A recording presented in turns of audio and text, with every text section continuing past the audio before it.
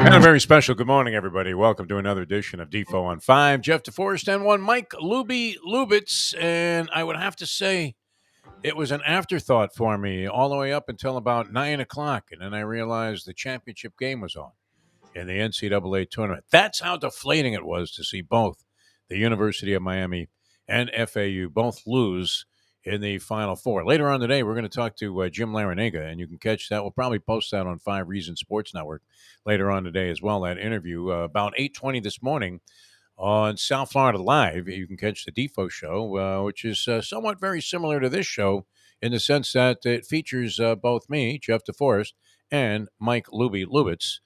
And so I'm sitting at home last night, Lubie, and I almost went into a coma at about 8 o'clock. I was really struggling to stay awake. And it's funny, too, because I had a rough time falling asleep after the championship game. Not for any other reason than it was kind of, nice to see that the team that beat the University of Miami, I guess, went on to win the championship. And you're thinking, is there some consolation in that? Answer, I would have to say, is probably no.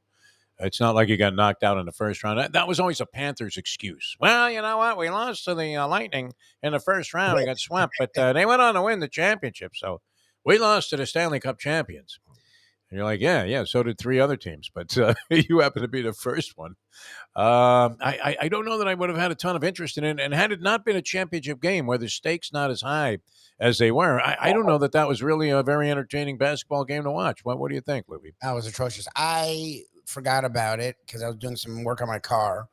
And then I came home and started watching something with Shirley, and I was like, "Oh, the title game's on." And then I put it on and kept it on my phone, and I don't even feel bad about it. The game sucked. UConn. It was a tough watch. Yeah, a run in the second half a little, and Jim Nance got excited because they thought they had something, and then instantly UConn brought it back to double digits, and it was a wrap. Yeah, UConn. Look, that's what UConn was this tournament, and it makes me feel better in the FAU sense. UM should have had more of a performance.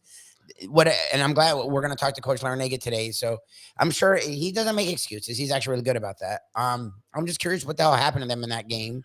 It seemed very similar to. San Diego State was not a good offensive team. I mean, No. they were like somewhere around the 200th offensive team, best offensive team, or most efficient offensive team by whatever measuring parameters they use to figure these things out. But with all the sabermetrics and analytics, you're thinking, all right, that might be somewhat of an accurate picture. At least we know they're not very good offensively.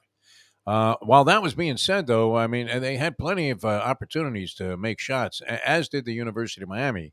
So either UConn is just really better defensively than people were giving them credit for, or were able to harass, especially initial shots, and they were monsters on the boards in both of those games, the game against Miami and San Diego State. But San Diego State was just putting bricks up there. They couldn't make a layup in a ball game. Actually, Danny Hurley was saying, well, if we could have made a few layups, we'd be up 20. But the opposite was also very much in play there because San Diego State couldn't make anything, man. They were putting bricks up the entire night. So I don't know that you're going to beat a team like UConn, which had a variety of offensive weapons, any number of guys that could can 3-point shots, and Sanogo on the inside, plus this other 7-footer kid who was a freshman, right? And they just dominated. I mean, won every game by double digits, averaged a 20-point victory margin in the teams they played in the tournament. That's 6 games. And except for one game, they won every game by 15 or more. So as thoroughly dominating a performance as you get in an NCAA tournament, regardless of the path that they had to take. And nobody had an easier path, actually, than San Diego State, who barely got by a couple of teams on late game foul calls, and then had to have that miracle buzzer beater. I don't know if it was a miracle, but certainly it was an improbable score at the end of the game against FAU. Otherwise, they're knocked out by an FAU team that most people are saying choked in the last 8 minutes of that game. So. It was congratulatory time, certainly due to UConn. Danny Hurley, I thought, did a great job, distinguished himself very well in spite of the professor's thoughts that he's part of a Hurley family that sent too many people to rat face at Duke. I can't hold that against him. I thought he was a real gentleman, very humble, and you saw the emotion that went into it, and the whole family affair is kind of a nice touch out of college basketball. That you see this kind of lineage that plays out over years and generations. And so, congratulations, I guess, are in order. But yeah, we'll talk to Jim Larinaga later on. The game was an afterthought to me because I was almost induced into a coma, Lubie. Last night, I was watching the Marlins game. Oh my God! Yeah, that was weird. Don't do that. I thought to myself, this basketball game isn't on till like 9:20. And by the time they finish slubbering, it's going to take at least until midnight for this whole thing to be completed. So, do I want to invest my time in that, or would I rather get a good night's sleep? Yeah. And I'm such a sports junkie. Naturally, I started watching it. And then when San Diego State got within 5, you thought, well, you know what? Stranger things have happened. We've seen this team just come back against FAU in a similar fashion after kind of just lingering around all game and not looking like much. But then quickly that whole thought line dissipated because of what? Missed free throws. I think they got to the point where they were down 7 with about 5 minutes to go. Went to the line for a 1-on-1. Thank you, Lubie, because the voice is still not fully recovered from the sound effect. They went to the line for a 1-on-1, missed the front end, and the next thing you know, they were down 12, and it was 15 and then 16, which was the eventual margin of victory. So, you degenerates out there, it was UConn, money line, UConn laying the points, and the over in the ball game, mostly accomplished by the fact that UConn had 75 and ended up, I think the over-under was 132 in the hook. So if you were on all three of those sides, you were in good shape. If you bet UConn before the tournament, you probably got a pretty good price. And if you bet UConn before the Final Four, you were laying like 135 to win 100. But it seemed like a worthwhile proposition at the time, did it not? Especially since we now know the result and know they won. Well, that's my only saving grace, and it is again I would like to see more of a performance. FAU wasn't going to beat them. Like UConn, once they did that to UM, they were I don't know about team of destiny. They were just the team that was on a roll. So I feel better about FAU in that sense. Is that like it sucks they didn't get to the title game? I don't think they would have won that game. I think UConn really was just above the rest. Like they literally won by double digits every game. No one even came close to that. Gonzaga No one touched. Played well, but they didn't do that. Like so, yeah. It was a great tournament, though. I mean, it was a tremendous story for us here with FAU and Miami in the Final Four and making the nice runs that they did. And it was chaos, and it finally came to order in the final couple of games where the chalk prevailed. And UConn was the best team throughout the tournament, pretty much. And, in the Final Four, they certainly demonstrated some superiority to both the University of Miami and then San Diego State. They crushed them like a grape in this ball game. And maybe it's appropriate that chaos turned to order on a day that will forever go down in American history, where and I don't get this, Lubie. I mean, these Trump supporters, well, I don't get them anyway, but how much more of this guy do you really want? I mean, everything about this man is conducted under an aura of complete circus and chaos. And finally, the gavel's going to come down, and we will get the indictment and see what it is that this Alvin Bragg has thought that he can hang his hat on, because he's hanging himself if he doesn't get a conviction in this case. Mm-hmm. Or at least, get it to the point where every rational human being believes that a conviction is in order, except perhaps, he reassembles the OJ jury. And, which would be a disaster. Or who was a woman that killed her baby? Oh, killed her baby. Oh, yeah. Here in Florida, well, and where everybody gets off. I know. We were doing shows already together. What's her name?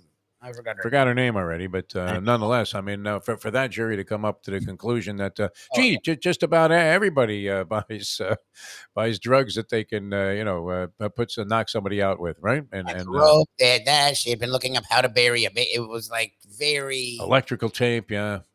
It was at ways to get rid of a body. I mean, they're just crazy, right? So we'll see. We'll find out more about it today. There's been all this speculation, more speculation on this than anything that we ever. I mean, this is deeper than the debate who's a better quarterback, Marino or Montana, is it not? Whether or not, I mean, and nobody knows what's in this indictment yet, except maybe a handful of people. It's been sealed.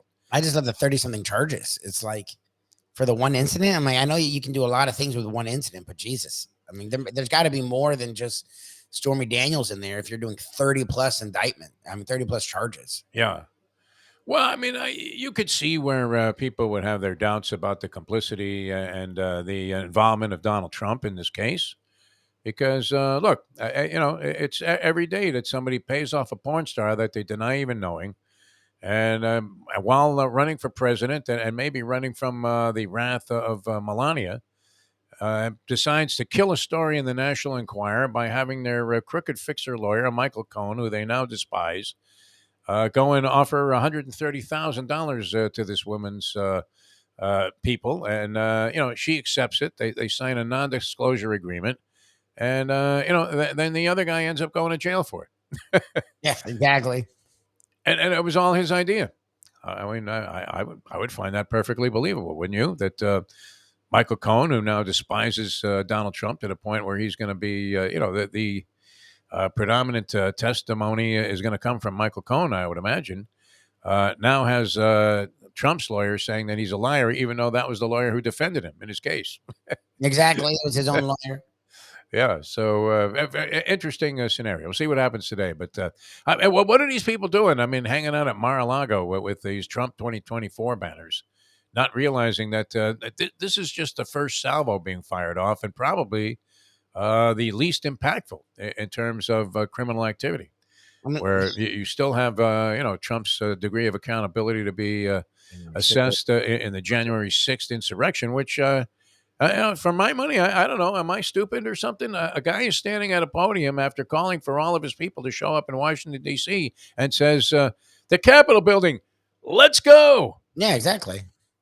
And If that's not inciting a riot, I don't know what is. And then is sitting there, and it was pretty clear if you watched any of the video, if you didn't watch the Carlson Tucker video, or Tucker Carlson video. I got his name backwards. I'm not necessarily one that's inclined to watch that kind of show, but Tucker Carlson's video, which made it look like they were taking a tour of the Capitol building, just happened to be wearing like Viking helmets and things like that. Normal attire for the floor. people getting off a tour bus at the Capitol building. And a bunch of Confederate flags and all kinds of crazy stuff. But unless you believe that version, the guy, it was clear in most other video that every time a tweet went out from Trump, all of the people that were inside the building there and trying to get into the building were looking, going, "Oh, okay, he wants us to keep doing this." Yes. Yeah, what do you mean? It was his idea. He said, Yeah. "We're going to the Capitol," and the whole time he was like, "Do what you got to do." Like they have him on video inciting a riot on the Capitol as he was the sitting president. I mean, come on. All right. Well, we'll see what happens with this Stormy close. Daniels thing It's first. close. See if that makes any difference. Marlins, by the way, they need to fire the hitting coach immediately, whoever he is. The first 2 weeks. That's it. Fire him. That would be the first move, I would think, Kim Definitely. Ing. If you're going to say, "Hey, we better do something about this to stop the bleeding right away." Marlins now 1-4. Their lone victory, a 2-1 win in the second game of the season, where they briefly were 500 against the New York Mets. The Mets subsequently went out and got beaten yesterday 10-0 by the Milwaukee Brewers after taking 3 of 4 right here in Miami. Now, these things happen in baseball, so I don't know that you can necessarily look at it like it's an NFL season and say, "Well, geez, the Bills only beat us by 1, but then they got trounced by so-and-so, so we're going to have no chance there." It's baseball, and on any given day, anything can happen. But what's happening on any given day for the Marlins is this. You're going to hear a lot of this if you go to Lone Shark Park. Exactly. They put nothing Especially in. when the Marlins are up. Do you realize what the numbers are here? 52 strikeouts in 44 innings of baseball so far. They're averaging over a strikeout an inning, well over a strikeout an inning. They've struck out 52 times in 44 innings, and they've only put runs on the board in 6 of those 44 innings. So you're looking at 38 innings of scoreless baseball in 5 games, and 52 strikeouts so far by the Marlins, who have any number of guys that are well below the Mendoza line. I know it's early, and a couple of base hits can turn your average around. You could be hitting 170, and you go 4 for 5, and all of a sudden you're hitting 315. I understand that, but outside of a Rise, he's hitting 524. This guy, he's been dynamite. He looks like Rod Carew. He really does. He has a very similar. First thing I thought when I saw him line one into the left field, over the shortstop's head, the other night when I'm watching a game. I'm like, wow, this guy's swing is very much from the left side, like Rod Carew, who also very nobly wore a Twins uniform for many, many years. But I got to catch the late stages of Carew's career when he was playing for the Angels, and you were like, wow, this guy really. You talk about bat control. That's Rod Carew. This Arise looks very similar. Outside of that, Jazz Chisholm hitting 176 and a butcher in the outfield. This guy Garcia, who they picked up, was supposed to be Avisail Garcia, was supposed to be real good. Horrible last year. He's hitting 154 to start the season this year. And nothing like getting a major contribution with the bat from the guy behind the plate. Now, Stallings eventually, I think, snapped out of this late in the season last year and, started to hit the ball a little bit better. But most of the year, he was well below the Mendoza line. So there's three bats in your lineup yesterday. And, combined, they're hitting like a $150 altogether on the average. And therein lies part of the problem. Now, not only are they not making contact, but when they do, it doesn't really do them a whole lot of good. So they get drubbed yesterday, 11-1, unbelievable, by the Minnesota Twins, who have a decent team. They've been competitive the last few years, but don't resemble any kind of juggernaut really. And they get to do it again today and tomorrow. We'll see if they can straighten things out. The Schumacher's already looking beleaguered, Lubie. Oh, they're rough. I mean, they can't hit or pitch. That's the one they were supposed to be able to count on their pitching. The pitching hasn't been good either. Johnny Cueto was supposedly a nice signing, a veteran presence in that young rotation. Yeah, he was out after 30 pitches. Yeah, they rocked. Trevor Rogers sucks still. Like the one guy Luzardo that people are excited about pitched really well. Even Alcantara got rocked, and I presume that's not going to happen often. But knowing you don't have run support. Yeah. Really screws with pitchers. Like knowing you need to pitch a gem every time usually makes them worse, not better. It hasn't worked, that's for sure. All right, on the NBA front, the Heat against Detroit. The Miami Heat have 4 games left. They're trying to catch the Brooklyn Nets for that 6th spot. They have a good chance to get at least some kind of a dent made in that against Detroit tonight. Detroit last night in Orlando.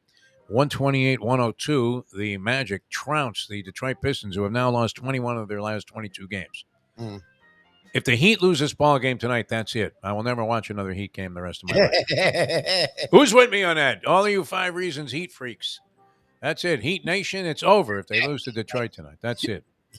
You would have to assume that an investigation would be ensuing because there had to be some kind of a fix called in if they lose to Detroit, coming off a back-to-back against Orlando where they got crushed by 26 points, and they've lost 21 of their last 22. I don't care if Jimmy Butler doesn't play, Tyler Hero doesn't play. I don't care if they have to bring back Sylvester Gray to be in the starting lineup. They should not lose to Detroit tonight, which would give them a chance maybe to catch the Brooklyn Nets. At least they start on that. But I don't know if that's going to happen. And the Cats in hockey are now a point out of a playoff spot. 5 games to play in the season. Pittsburgh, 86 points. The Cats, 85. And that's where it is. And we're back to that old standard that we had for the Florida Panthers, which is, if we could just play a little bit better at the end of the season, we might be able to get that 8th playoff spot. And then anything can happen.